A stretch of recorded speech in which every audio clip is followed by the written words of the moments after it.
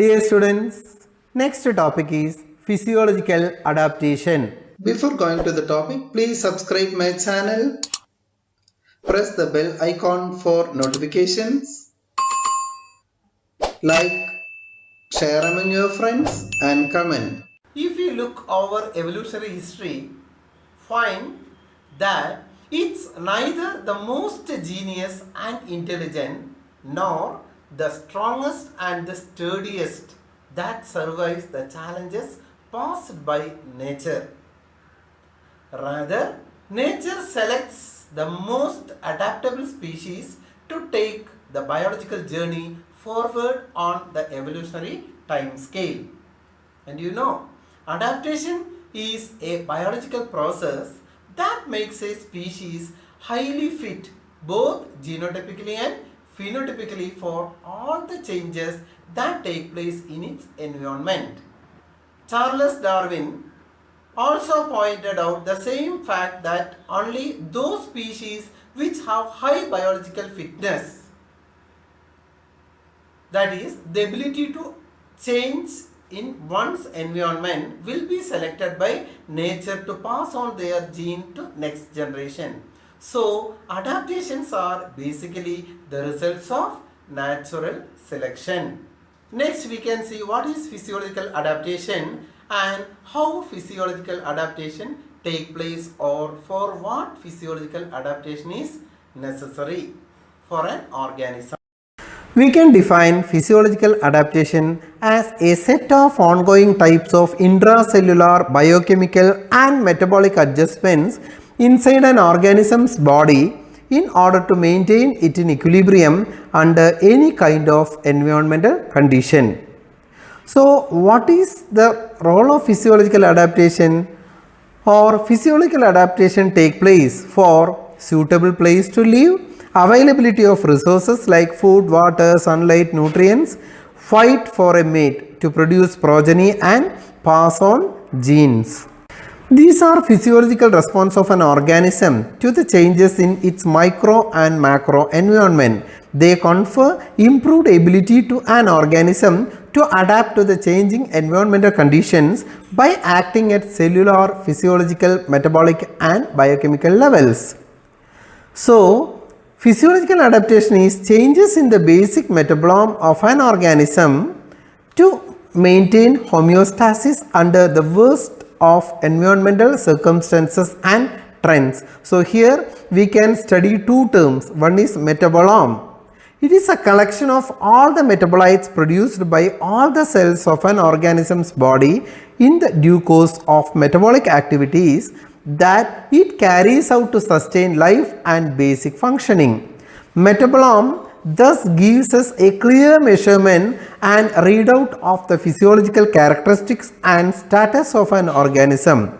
In order to adapt to extreme conditions, the cells of the body have to behave differently, thus producing a whole new or modified spectrum of metabolites that can aid easy acclimatization to the new conditions. The next term is homeostasis, that you know. It is a mechanism of the body to maintain a fairly stable equilibrium. Whether the body will remain in this natural physiological equilibrium or not is determined by the balance between two primary factors: new environmental conditions and the organism's ability to respond. So we understand that all these challenges come as varying stimuli to an organism or species. Challenges along with them bring in a lot of pressure and stress. In order to counter these stresses, species over millions of years develop a set of adaptive responses. Next is, what is the nature of physiological adaptation? Adaptation refers to the adjustment or changes in behavior, physiology and structure of an organism to become more suited or fit to an environment. According to Charles Darwin's theory of evolution by natural selection, the organism adapt to their environment to become better fitted to survive and pass their genes on to the next generation. However, unlike evolutionary adaptation that involves transgenerational adjustment, Physiological adaptation is generally narrow in scope and involves the response of an individual to a particular, usually narrow range of stimuli.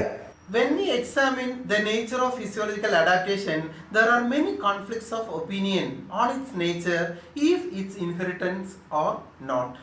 Any ability of an organism that is at a cellular level is meant to be guided by genetic makeup of the organism. Now, since physiological adaptation is a display of cellular and metabolic changes, it should be genetically defined and hence inheritable from one generation to another. We can see functions of physiological adaptations. Here is the functions of physiological adaptations. Survival of organisms in their ecological niches, normal growth and development of organisms, the regulation of body temperature, pressure, ionic balances and metabolic rates. In resource conservation, that is water and nutrient or resource maximization like sunlight or ions. Here explains examples of physiological adaptation in various kingdoms. In fungi and bacteria, development of antibiotic and antifungal resistance. When bacteria and fungi exposed to these anti-growth agents, the stressful conditions force rapid spontaneous mutations to happen, and when the resistant ones multiply, they develop a strong ability to spread even under antibiotic use.